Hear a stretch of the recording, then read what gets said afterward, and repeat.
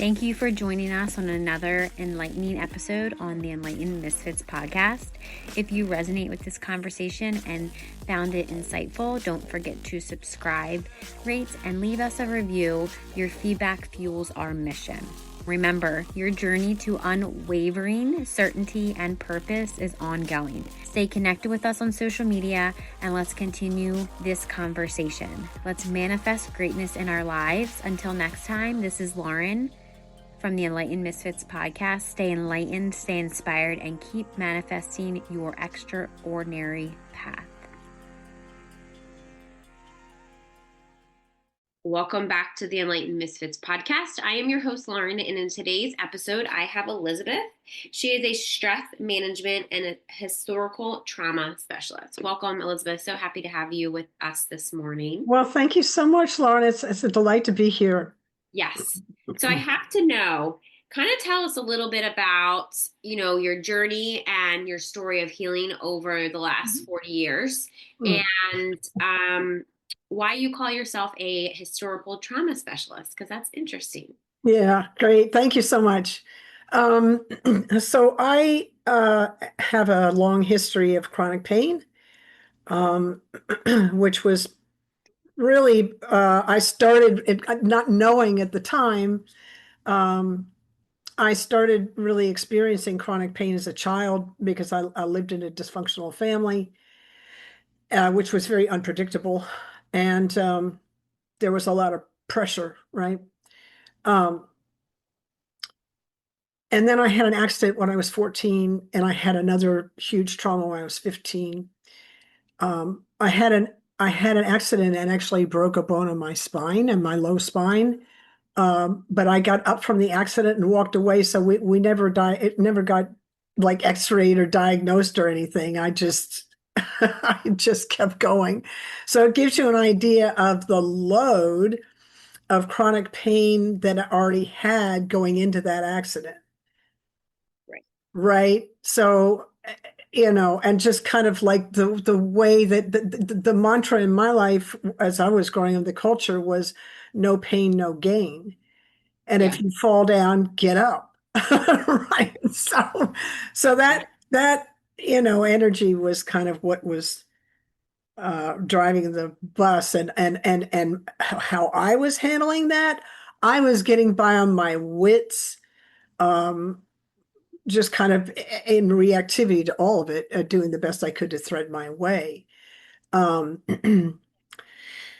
the time so that was 14, I had that accident. By the time I was 28, I needed surgery on that. So the situation became unstable because the bone broke front to back, and the front part of it slipped forward and pulled the leg nerves with it, and so created quite an imbalance in the spine. And it was right at the fifth lumbar, which is it's the weakest point in the spine, and it has the greatest load. So it was like the one bone that's kind of tricky. Anyway, I had a lot of pain, physical pain at that point, and I ended up having 4 surgeries to get the thing sorted out. And going into that, just when we were discussing with the doctors, it's time the doctors were saying time for surgery. They started me on opiates and benzodiazepines. Benzodiazepine is an anti-anxiety medicine because my reaction to the pain was so great, which was a lot of pain, so that's kind of normal, but that's just what they did. And I ended up just more surgery, more pain, more medicine. And the doctors, shortly after the second surgery, which was those 2 surgeries were almost a year apart, the doctors said, "Oh, you have this thing called chronic pain and you can't heal from it." And that was devastating to me at the time. Yeah. But I had the benefit of having been trained as a science researcher. And so I knew something about the fact that Western medicine was operating in a scientific framework. Right. I knew the limitations of the scientific framework. Right. And I knew, thank God for my education, I Right. knew that, pardon me, when they made that statement that they had made an error because Right. they were saying you can't, and science is not about facts, it's about probabilities. Right. So they didn't say maybe. They didn't Right. say the odds are, they just said not possible. And I was just like, yeah, I see that. And and I went ahead and also realized not only did they make a mistake, but they were revealing to me the limitation of the model they were working in more Right. than they were telling me about the body's ability to heal. Right. And so that was important. And the other thing I understood because of my training was that we live in the all that is, but science operates in only a part of the all that is that it can observe, measure, and describe. Right. So it can't comment outside of that framework, which doctors can't comment outside of that framework. Right. And so I knew that their healing model not only was limited, but they were limited in this other way. Like I knew we've got some real limitation here. So I knew I was going to have to expand my perspective on healing. And anyway, long journey. I did a lot of, in the meantime, I did, hatha yoga and massage and had some Reiki and I acupuncture and meditation was huge. So there were lots of things that I used to kind of keep me going along with the medication, which ended up really being a disaster because it just exacerbated the problem. Right. Um, Right. so finally, I found a doctor who truly understood the nature of chronic pain and was Eastern and Western trained. Oh, okay. And he was not just he had like addiction specialist, brain physiologist, researcher, like all addiction specialist, all these things, and a Qigong healer. Oh, And by the time he was 6 years old, he started in Kung Fu. So he yeah. had this he had this understanding of energy that Western doctors just don't get exposed to, right? Yeah. And it was so interesting, Lauren, because I sat across from him. He didn't want to see any of my x-rays or look at my records. He said, I'm not interested in any of that. I just want to see who you are. And I was like, who are you and where have you been all my life? No Right? one ever asked me that. No Yeah. doctor ever did that. Yeah. And it was really, I really felt seen and heard on a level I had never felt before. And of course my defenses just, Right. Yeah. just so anyway, I walked into a pain management program with this doctor handling that program, and he detoxed me off that medication. The last 15 years of that 31 years of on opiates and benzos, the last 15 years was fentanyl and Ativan. Oh my goodness. So that, was amazing to like survive that. I just, it's mind-boggling to me. Yeah. He knew how to detox me off of that. I walked into that program with 40 years of chronic pain, and I walked out 52 days later with no pain, no physical pain. I still had the stress habit Right. that Right. had driven the pain in the first place. So I had to work on that, but the physical pain was gone, which was astonishing. And Dr. Prescott never promised that. He just said, I think I can help you reset your stress response. And I was like, I was having panic attacks because of the benzos anyway. And I was Right. like, I'm in. I'm like, Right. I'm coming. Try it. so, so anyway, here was the thing. I healed in 52 days.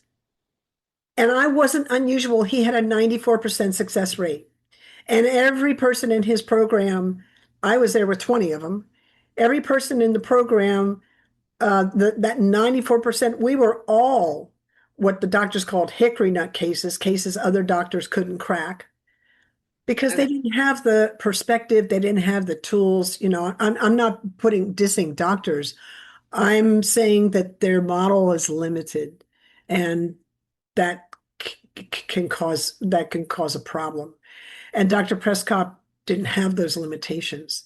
So when I got out of treatment and really was able to get my sea legs and my own recovery, I was like, I'm going to teach these methods.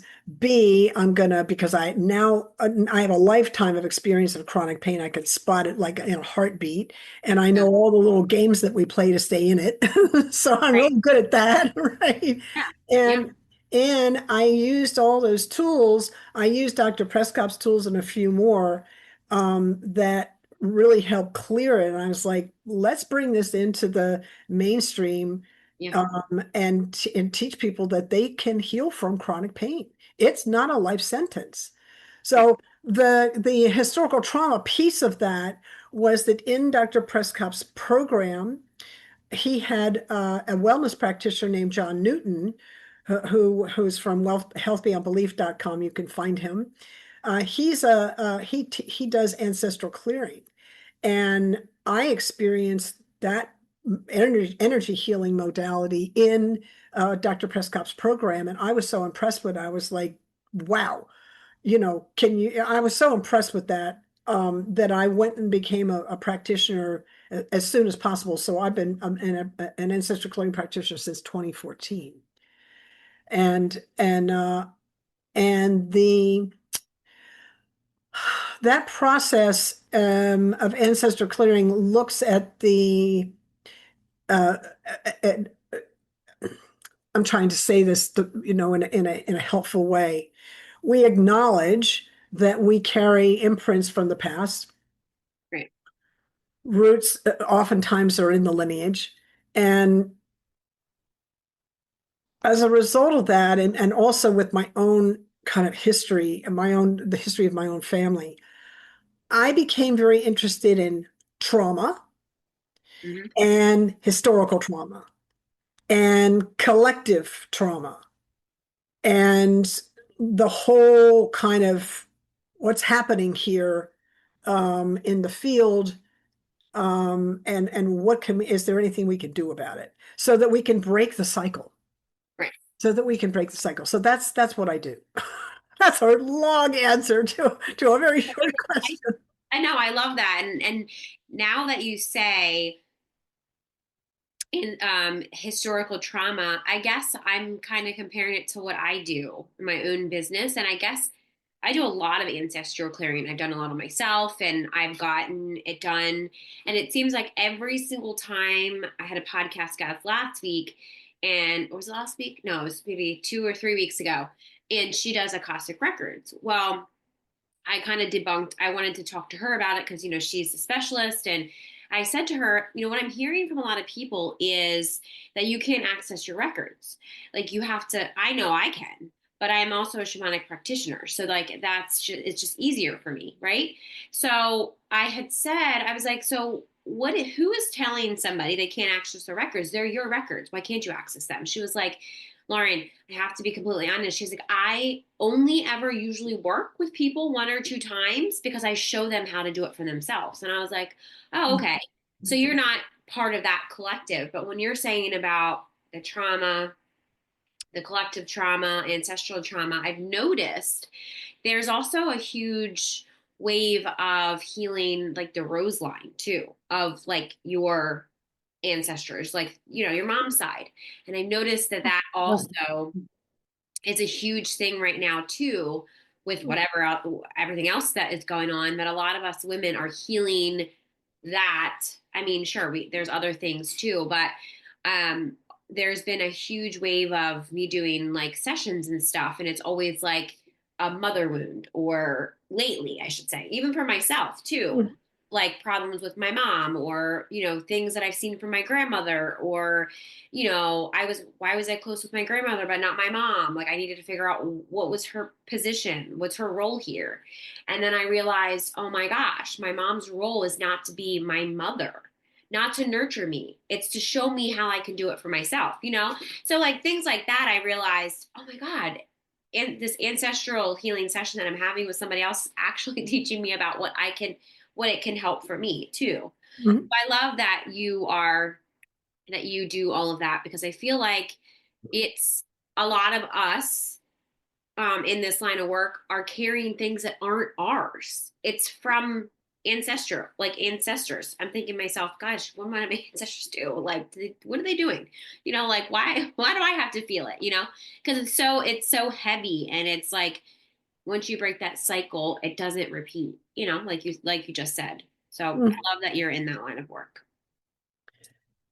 Thank you. I would say just on the I do Akashic record reading, Right. but all of this work that we're referencing, we're accessing that information through the present moment, through the quantum field.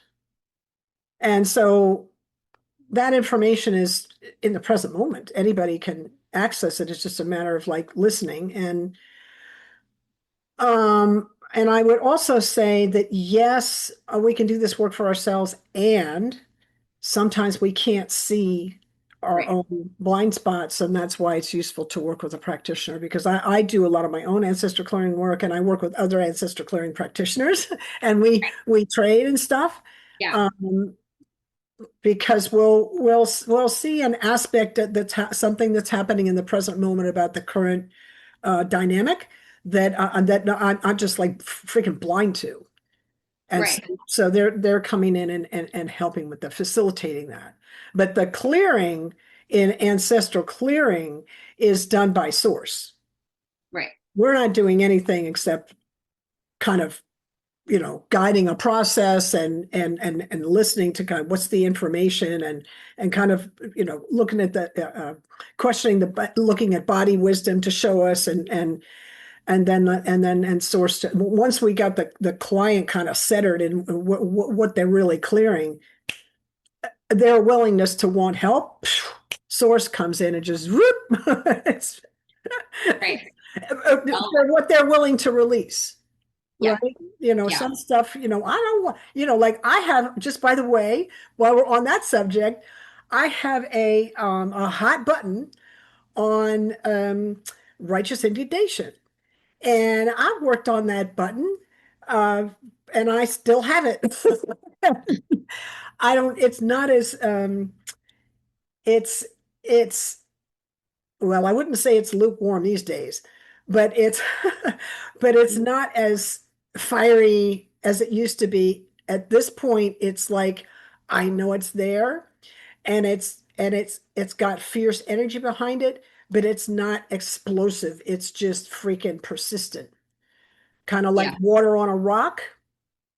Yeah. It's just going to keep hitting, right? So that ancestor clearing's done that for me. Well, you look at my lineage, and you'll see that my family, centuries ago, was persecuted Yeah. on both sides. Right. We Yeah. see persecution and we all have this in common one way or another, you Yeah. know. So we hold the oppressor and the oppressed in the system. Hey there, I just wanted to take a quick moment to share with all of you spiritual rebels and fempreneurs. If you've been craving a space where you can build wealth, heal trauma, and rise alongside like-minded women, I got something for you to hear about. I'm excited to invite you into the Enlightened Misfits Sisterhood. This is a low-cost, high-impact group membership designed exclusively for spiritual fempreneurs who know they need accountability and support to create sustainable wealth, but aren't ready to dive into a one-on-one mentorship.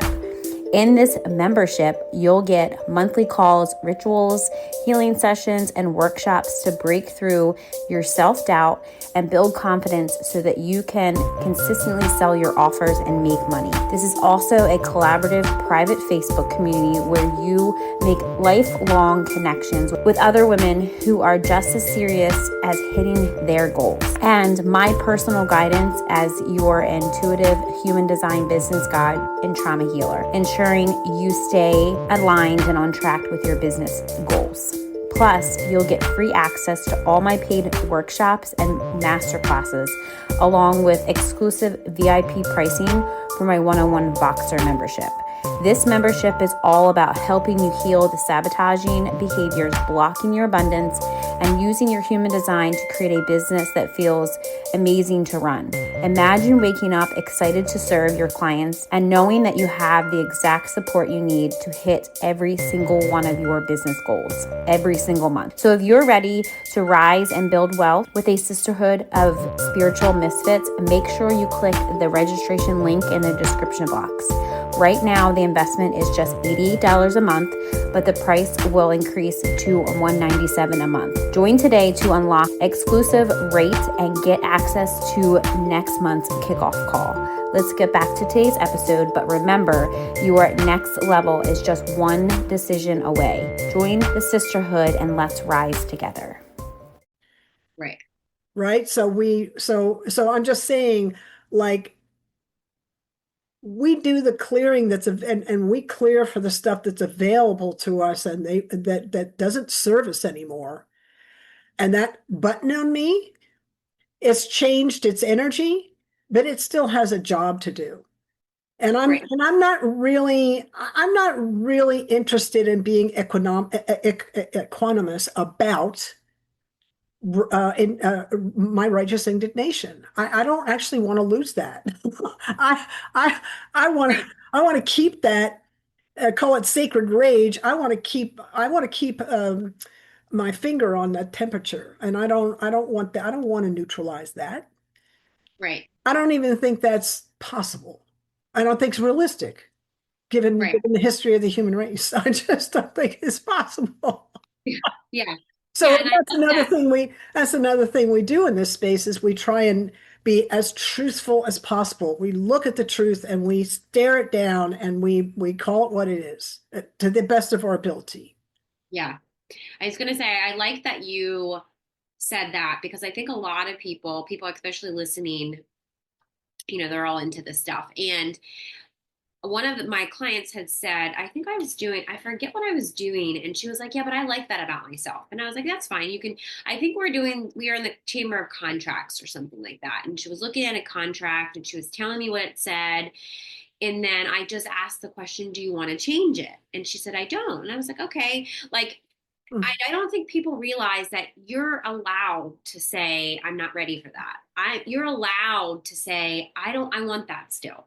So if it's like what you say, I don't want to lose that, then you don't lose that. It's like I think that because of society, we often forget that we actually are able to pick what we choose, free will, pretty much. You're allowed to, Okay. even though you came here, you don't know what contracts you picked, you don't know why the heck you are going through what you go through, whatever, you don't remember it or whatever, but now you do remember some of it.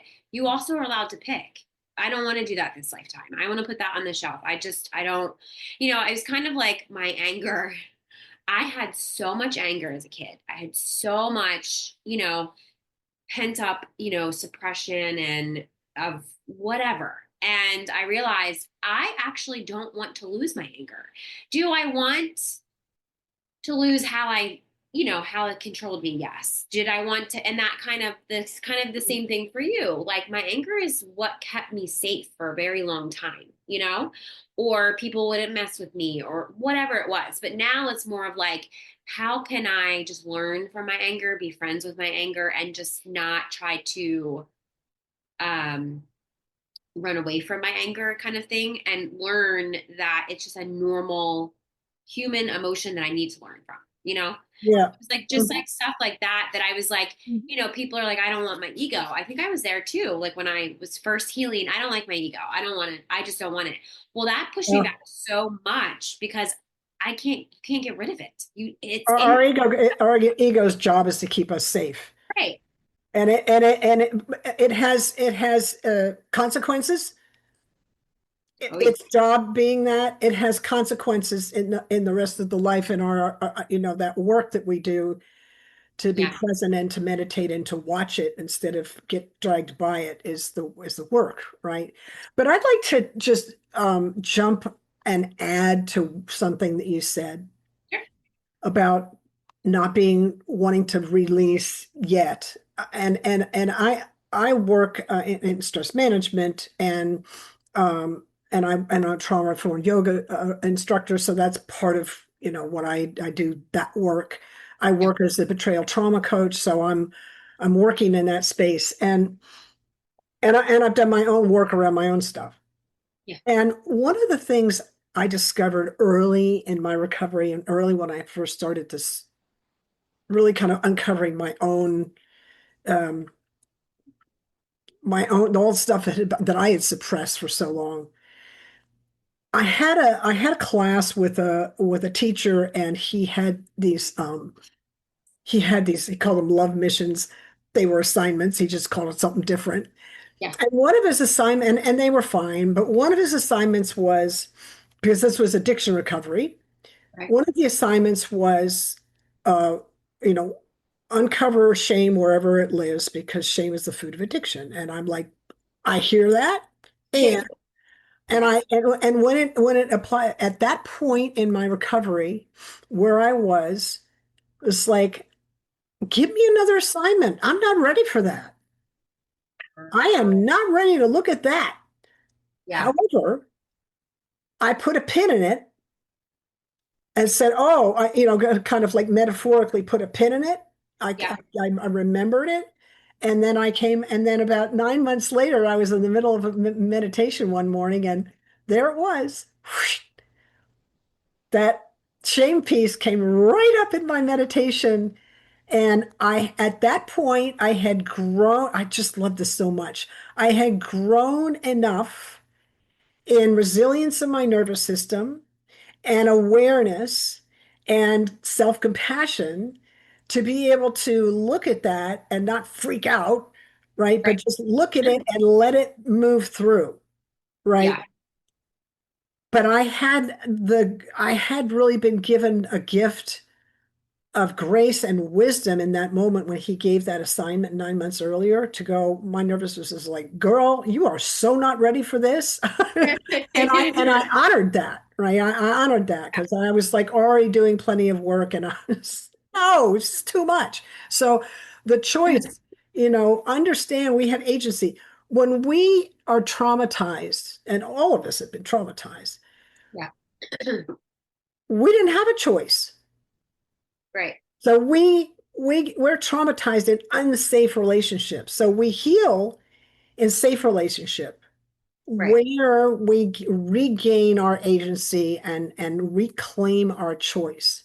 So I just want to really underline that point that you made around choice, so that people really understand it in this other context as well as the one that you brought in, because it's just we're all doing so much right now Yeah. around this. Yeah, thank you for that. Yeah. I mean, that's a great way, like full circle, to put of basically what I did. I was doing so much and I was just like, I'm not ready to, because I just feel like I wouldn't be able to look at my anger or look at things with compassion for myself, because right, it starts with ourselves first, and then be able to look at shame. The shame was probably I feel like shame was probably the other big one that I shamed myself a lot. I feel like all of us can, Yeah, especially women.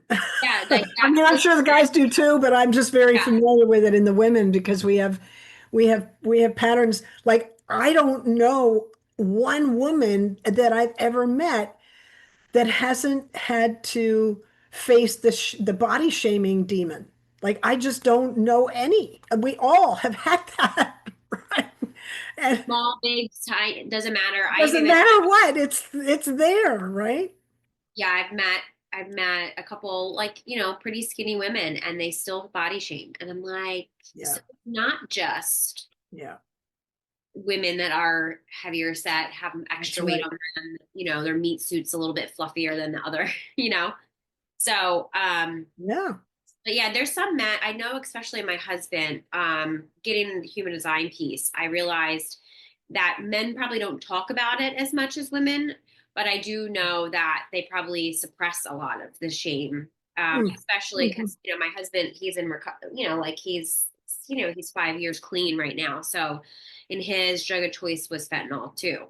So, uh, he didn't realize, like, when I was like doing human design stuff on his, like, just talking to him about it, I said, you know that your genetic trauma basically encoded into your DNA, it's what you come into this world with, is shame, is like the genetic trauma of shame. And he was like, oh my God. I said, so yours started way before your addiction started. So, Oh, absolutely. Yeah, addiction is a coping mechanism right, to handle the stuff that I don't know how to handle this. right, And in our societies, that everything in our society is set up for us to just grab, the yeah, thing that's closest to us to feed that, right. to cope with that. And we just do it in really unhealthy ways. But absolutely, yeah, I'm sorry to hear that that's but I'm not surprised to hear it. Yeah, no. I mean, there's so many people that I was in high school with that, are in recovery, or they talked about this or talked about that. And I was like, oh my God, I didn't realize how, you know, I feel like all of us have an addictive personality. It depends on if it's socially acceptable. Like, do you have a shopping addiction? If it's a porn addiction, if it's a sex addiction, if it's like, gambling addiction, it's like that's okay. But it's like when you are doing drugs or whatever, it just deteriorates your body a little bit faster. And, you have basically, you're messing with death every day, So it's just interesting how all of this stuff wasn't talked about when I was, in school, and now All right. just, it's We now look at we so look at addiction as any behavior you continue to do that has negative consequences on your life. right And too. anything where you're looking away from what's here. Anything that you and so all of those behaviors are, we're trying to look away from whatever discomfort, pain, Right. or argument. I was said I had an argument with the present moment. I just didn't like the way it showed up. And so I had, drug addiction, but um I had very young as a teenager, I quit drinking when I was 17. So I drank for 3 years and I just like fell in. But I knew from my family, I Yeah. knew this is not going to take me to a safe place. Right. I didn't see the drug thing coming. And then I kind of got stuck up in it until I finally found my way through, which I think grace chased me the whole way. Yeah. Um, but the stress habit was the thing that it doesn't create dopamine. It doesn't create the same kind of pleasure reward thing in the brain, but it's still addictive, and we still it does create biochemistry that we chase, Yes. and we can get lost. I was, and many people are. We get lost in that, not we don't even know we're in it. Um, Right. and then unwinding that, we realize it because that's very caustic to the system, Right. right? That stress was, we're not made for that. When that creates all kinds of biochemistry that's beyond drugs and alcohol. Just the stress habit itself creates a very toxic environment for the body, Right. right? So, uh, if you look around in society nowadays and you look at the burnout rate, I heard like last year, um, I was worked with a woman who was putting a program together for graduate students that were getting their masters in mental health, the mental health field, and she wanted somebody to come in and she's putting a program together to support them, to give them tools, because the burnout rate in that profession is people don't last 2 years in that because they burn out. Yeah. Well, that's indicative of stress habit. Yeah. Right. And so I had three different hours I brought in three different I brought in trauma informed yoga, a class in that. I brought in ancestral clearing, an hour of that, and then I brought in a thing around really just focusing on burnout and good self-care practices, right? Yeah. But this stress habit is we're all the burnout that we're seeing, that's a stress habit. Yeah. Yeah. Yeah. I was going to say, I was diagnosed with clinical burnout twice, and I realized I can't keep doing this. I can't keep, I was a new mom going through postpartum, all this stuff. And then it's like, A lot. you're clinically burnt out. Well, it's like, well, I have to work, my normal job. I have to work overnights. I have to do this. I have to pay, it's like I wasn't sleeping, and it was just constant. And I realized one day when I was scrolling on social media and I seen this, I just was like, universe, please give me something that I can understand why this keeps happening, And so then I came across human design, and that's why I'm so passionate about, and that's why the goal that I share human design with is because if you operate in your own energy, you're not going to burn out. And I just feel like that in itself can help so many people. That's a useful tool. Yeah, like I and that's why I always talk about it on like these talks that I do online, or like my husband just signed me up for a TED talk, which I'm like, what are you doing? That's awesome. That's great. I talk, what are you doing? But I believe that just what I have to say to get it to the masses, or like to teach people how to do it themselves, is huge when it comes to burnout, because you literally will burn out literally off this dimension sometimes. Like, it's just like, it sucks. And for me, having to have to go through it twice, I'm just like, I need to figure out why this keeps happening. It was because I was operating completely out of alignment of what I am now. And now when I do, I usually get sick. It's probably why I have getting over a sinus infection, or my body's like, no, you're going to be bedridden last week, because it's like, you're not doing that again, because I still have lessons I have to learn from it, but my body usually will shut down first before, and not keep, my body's like, you're not doing this to us again, so it's like, I still to this day, I mean, realize looking back, oh, I probably shouldn't have done that. That's probably completely out of alignment, or it just kind of like helps protect me now. So yeah, burnout is real. And I don't feel like, and a lot of people that are burnt out probably don't even know that they're burnt out too, because they have just no awareness of it. They may not have the awareness, Right. but the body's, that doesn't feel I'm telling good. you, and you're not listening. The adrenals are that's that creates physiology that's quite is very difficult. Yeah. So very, very caustic, right? So we'll just I just want to back up for a minute and define what chronic pain is.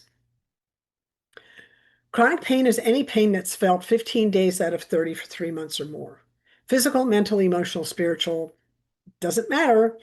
It all sends the same signal to the brain, it hurts. Yeah. Oh. So a broken bone and a broken heart, broken bone doesn't heal, and a broken heart, same signal. It hurts. Same, the brain cannot tell the difference.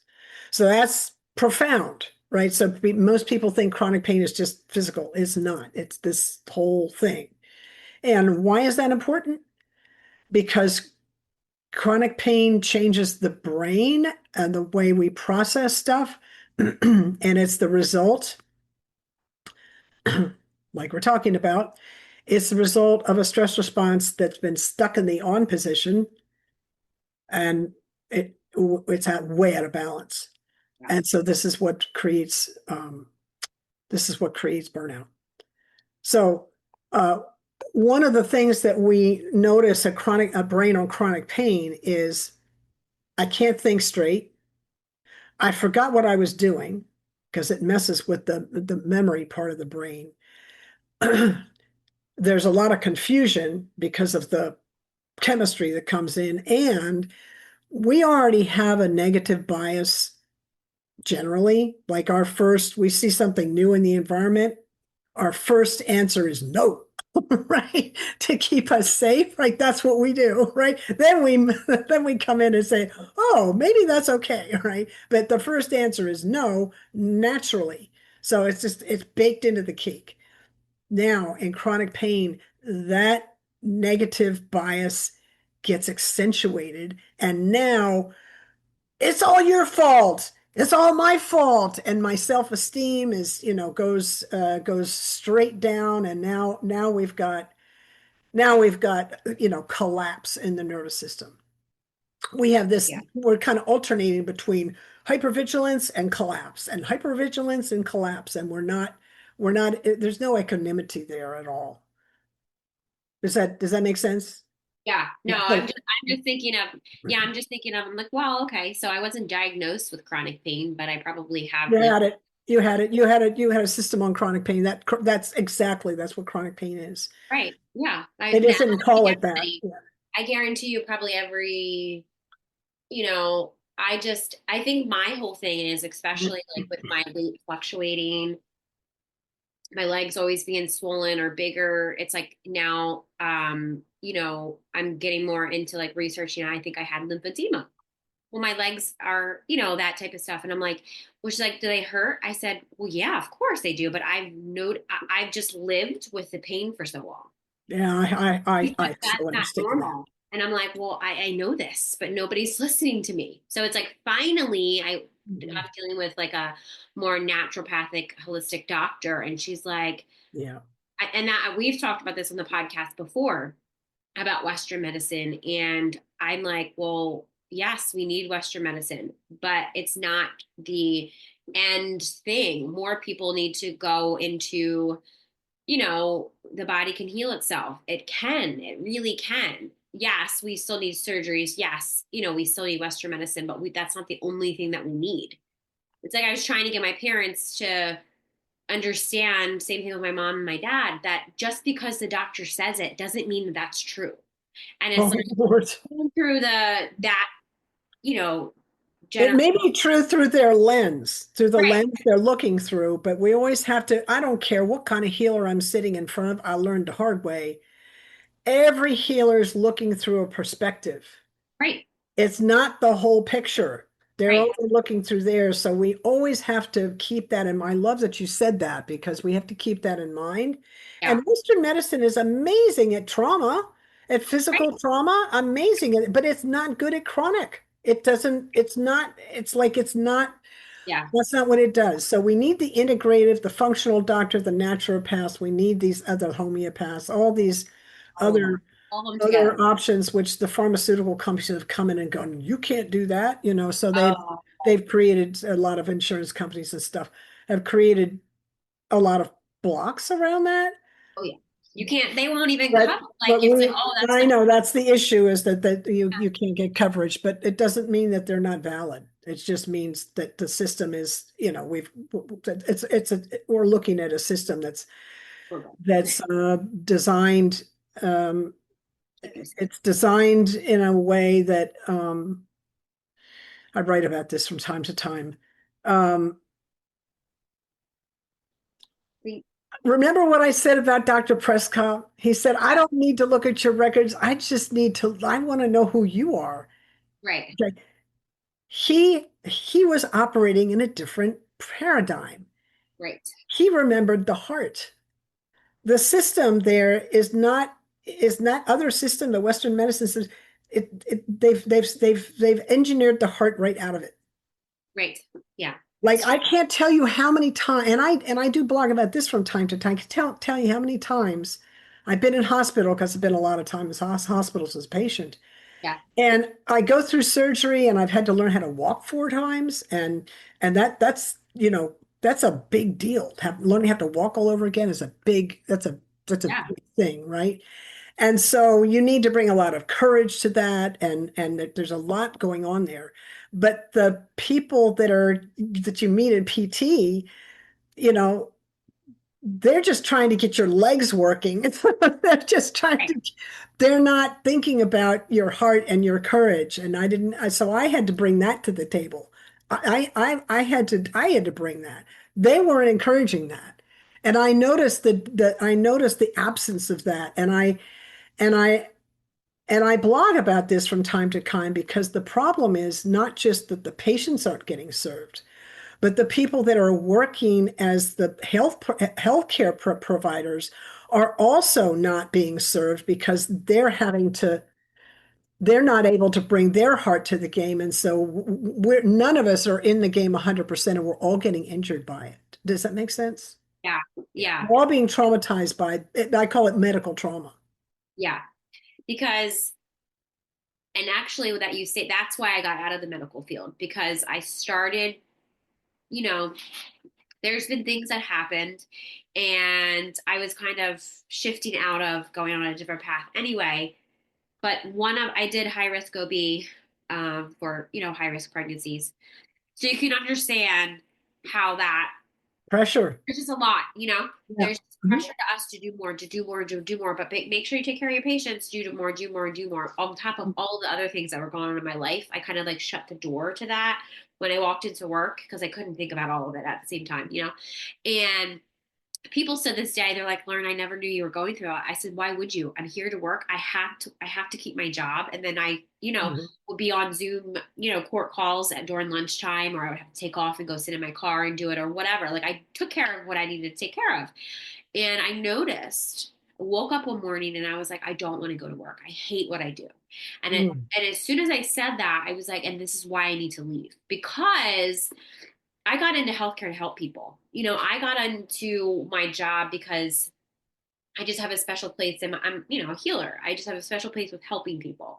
And I think the time that I did do high risk OB ultrasound for 10 years, that people requested me. People wanted to be, they wanted me to do their ultrasound. It's because I genuinely had a conversation with them about what they were going through, or this is what I did, or, I understand your feelings, or I just listened, and I'm doing an ultrasound. So it's not like, it was like kind of like therapy at the same time. Mhm. And then when that stopped, I realized how many other nurses and how many other doctors had the same thing coming into the medical field, but they drain you. They tell you you have to do more patients for less money. And it's just like, Mhm. enough is enough. Like, and And less time per yeah, I woke patient. up that morning and I was like, I can't do this anymore. Like I can't. Like I Yeah. started hating what I did. And then when you said that, I do believe that my heart was in it in the beginning. And Mhm. the healthcare just and the whole system is so broken Yeah, that it's not set up for that. yeah, It just doesn't so sad because it's people, it's a yeah, very hard truth because what I saw, as I said, what I saw was it wasn't just the patients that were suffering. It was everybody in the system was suffering. Everyone was suffering, and nobody was talking about it. no, You should see the comments I get when I blog about this. It's like it's it amazing. should be talked about more. It Yeah. should, because Yeah. I know nurses and I'm sure doctors, what now it was a private practice. So we could have conversations like that and we could say the things that aren't working, or we could tell our managers and they would go into the partner meetings and talk about stuff. Mhm. But there's a couple times that I've talked to my manager about it. Like, I just don't like how we're being treated. Mhm. If it wasn't for us ultrasound techs, they would have no practice. So, I don't know how you have to say that, but I feel like once I left there, I still am friends with some of the techs that are there, and they are like, Lauren, some of your words, the courage that you had to speak up and stuff. And then once I knew I was leaving, I spoke about how I felt about the entire thing. She's like, some of that changed a lot. So it's like, Mhm. I did it.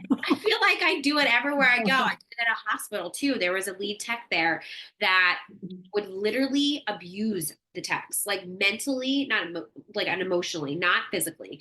But um, I, went on maternity leave, never went back to the other practice that I was in, and he got fired. because of what I said. And I was like, well, you're welcome. I had to deal with them, but thank God you guys don't, because it's just injustice. And I hate that. And I'm like, I will Well, speak up. so you should call I'm going to make a suggestion that you call your podcast, instead of Enlightened Misfits podcast, you call it Enlightened Disruptors podcast. I like that. Yeah. I like that. I just feel like I just, Somebody's got to disrupt the system. and I feel like I probably should talk more about stuff like that. And people even said to me, there's a couple episodes that I listened to, and you talk about basically the things that nobody talks about. And I was like, well, I try.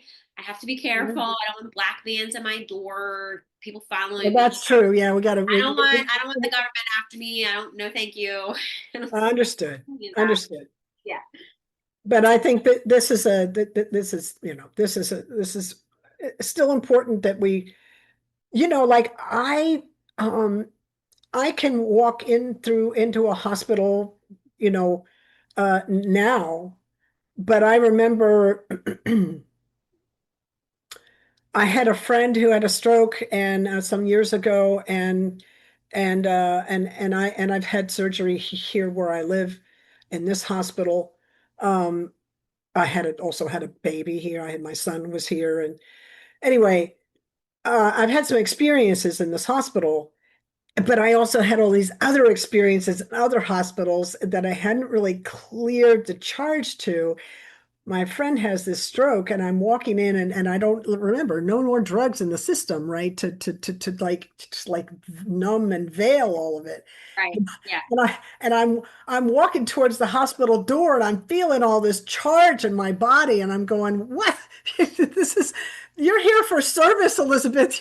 You're not here for you. But I had to recognize that, oh, that's your old stuff coming up you haven't cleared yet, right? Yeah. And so it took actual courage for me to walk through the door.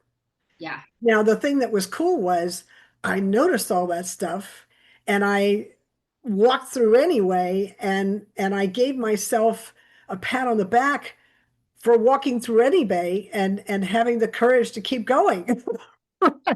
So I gave myself some self-compassion as I went through all that. Yeah. Yeah. That makes sense. I feel like, I was gonna say, I think that courage is talked about one thing. There is a rock that my mom gave me. It's like she got it. I think I have it up there, but this rock that she doesn't talk much about how proud she is of me or whatever, but there's moments that she'll say, you're a really strong woman, you've gone through a lot, all this stuff. And she got me this rock, and she said, when I walked into the store, they were on vacation. She said, I thought of you when I seen courage. She was like, because you show the world how to be like courageous, resilient, all that. And I was like, I think that was probably the sweetest thing that you've ever said to me in your entire life. And like to have that, because it reminds me that I need to show up with courage. If that's all I have right now, that is enough. Like, I just have courage. Same thing with you. And walking through, even though you were there for service, it doesn't necessarily mean that your own shit's not going to get in the way. Exactly. Yeah. So thank you for saying that, because I feel like somebody probably needed to hear that, because it's like, we try not to make it about ourselves, right? But at the same time, our things get in the way. We're still human. Yeah.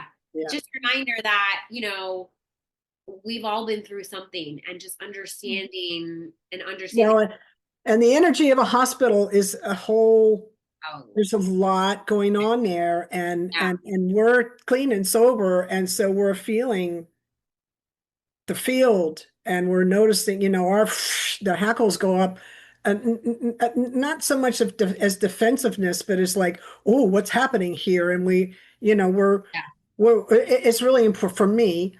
It's really important to just breathe deeply, and even in a hospital, with a mask on if needed. But just, giving your nervous system the care that it needs to be able to handle, because the environment is kind of a war zone in there. Oh yeah. Right. I mean, even to the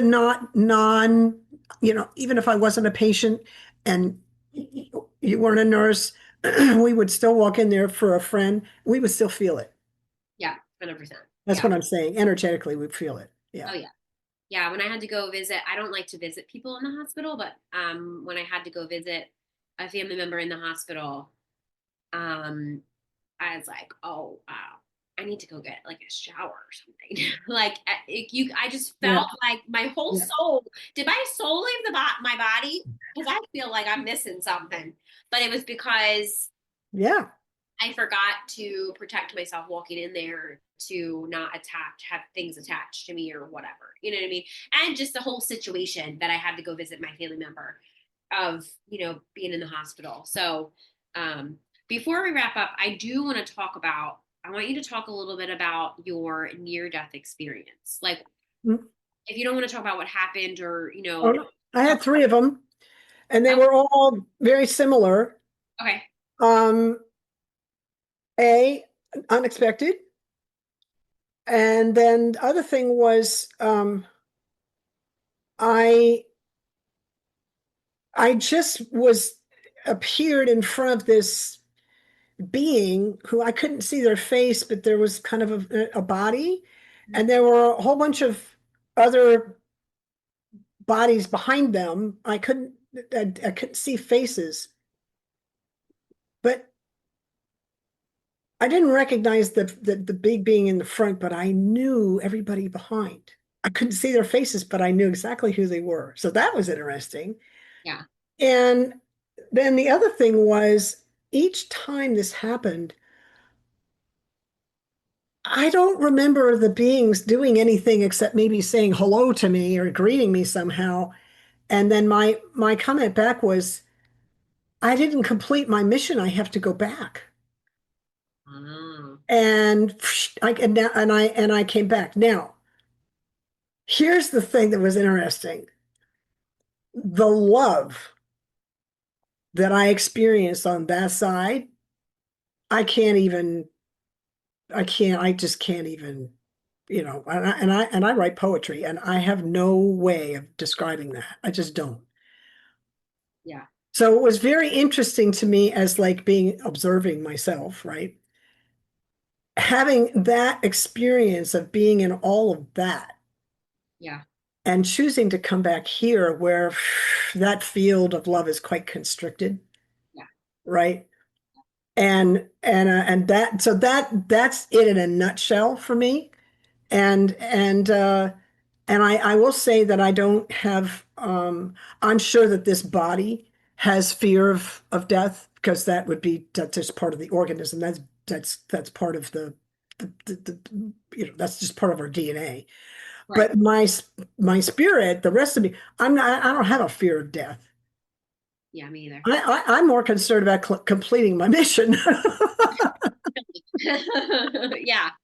Yeah, I had another podcast guest on about near death experience, and the way that she described it, which is probably nothing that I don't think anybody talks about either. And, I said, all of us have this fear of death. I never have.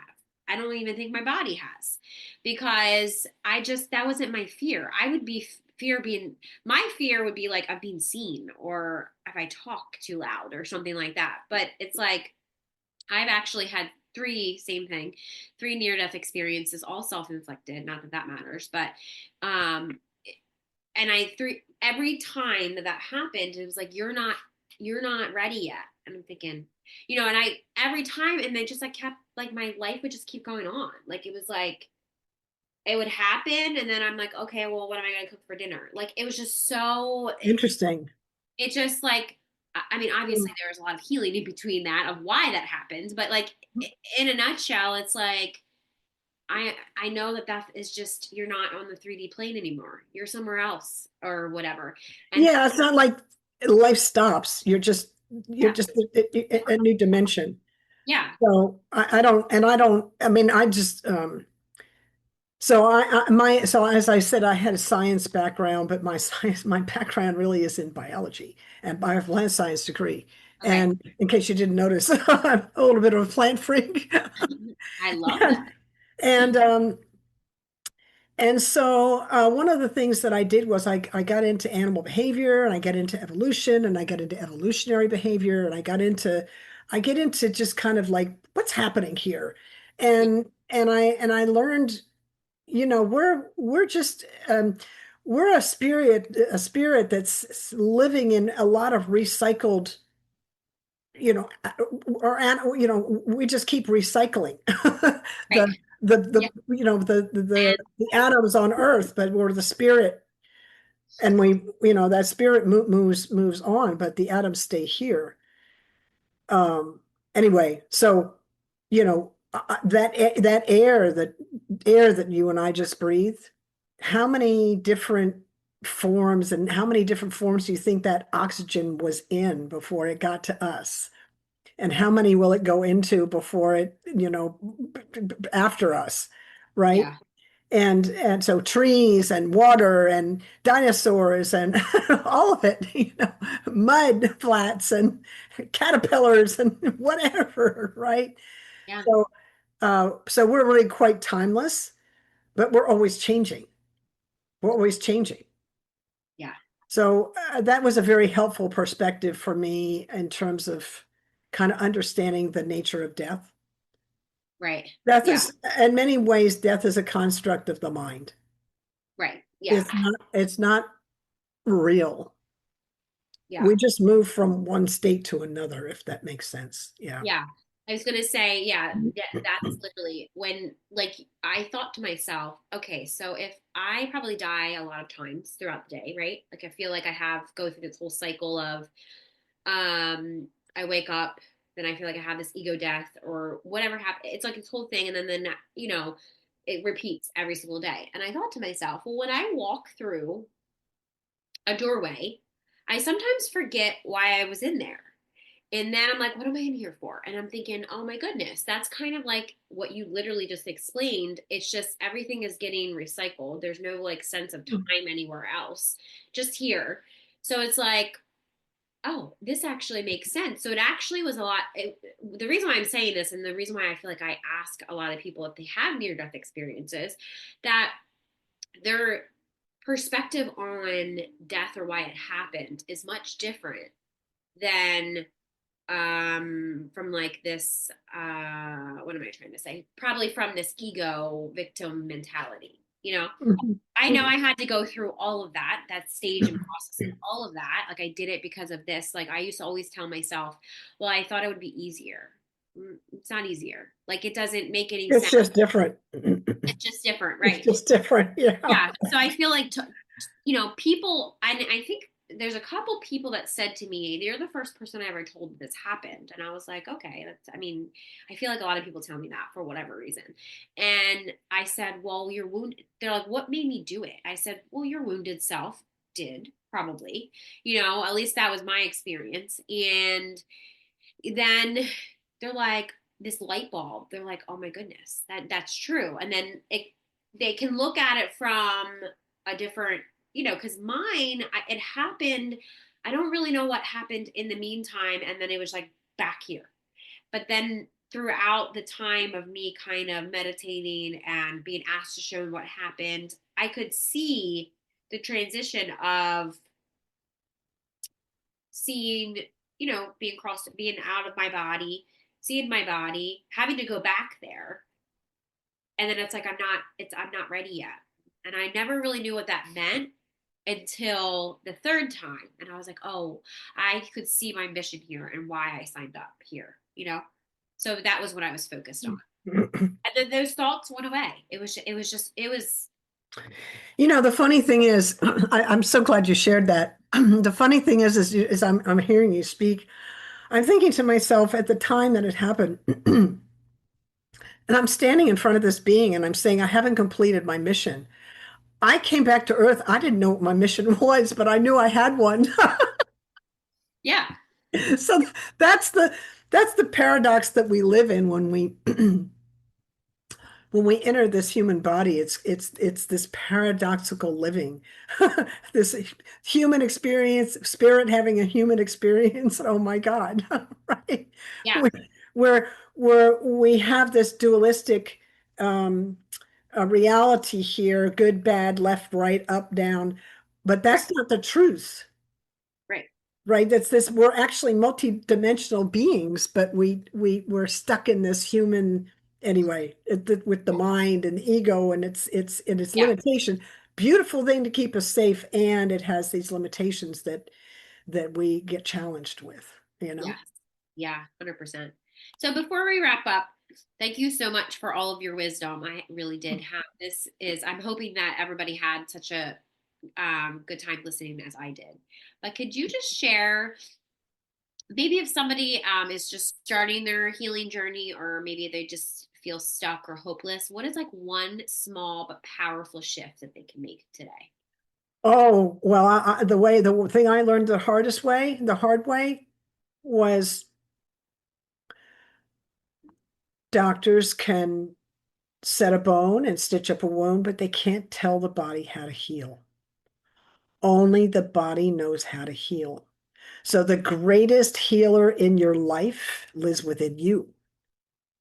So we're looking to anybody out there in the healthcare field to help us. They're guides. They're not gods. They're guides, right? They're helping us, setting these are the best conditions. These are the things we suggest that you do. And then what we have to listen to the wisdom and hear. That's where the healing power is, and we forget that. And I was outwardly focused for a long part of my healing journey, and it took a lot of pressure for me.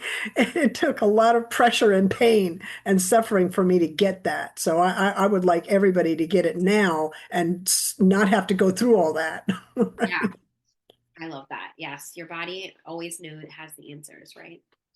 Well, thank you so much for joining us on today's episode with Elizabeth on the Enlightened Misfits podcast. If you enjoyed today's episode, don't forget to subscribe, leave a review, and then share this episode with somebody that you feel that would gain knowledge from listening. Stay tuned for more captivating conversations in the future. I hope you have an amazing rest of your week, and I will see you next week.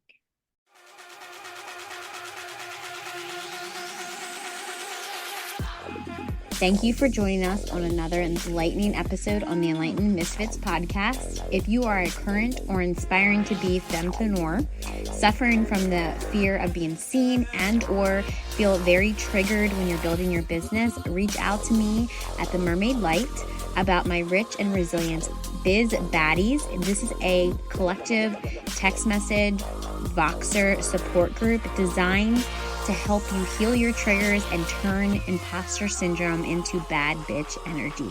If you resonate with our conversations and insight, don't forget to subscribe, rate the show, and leave a review. Your feedback fuels our mission. Remember, your journey to unwavering certainty and purpose is ongoing.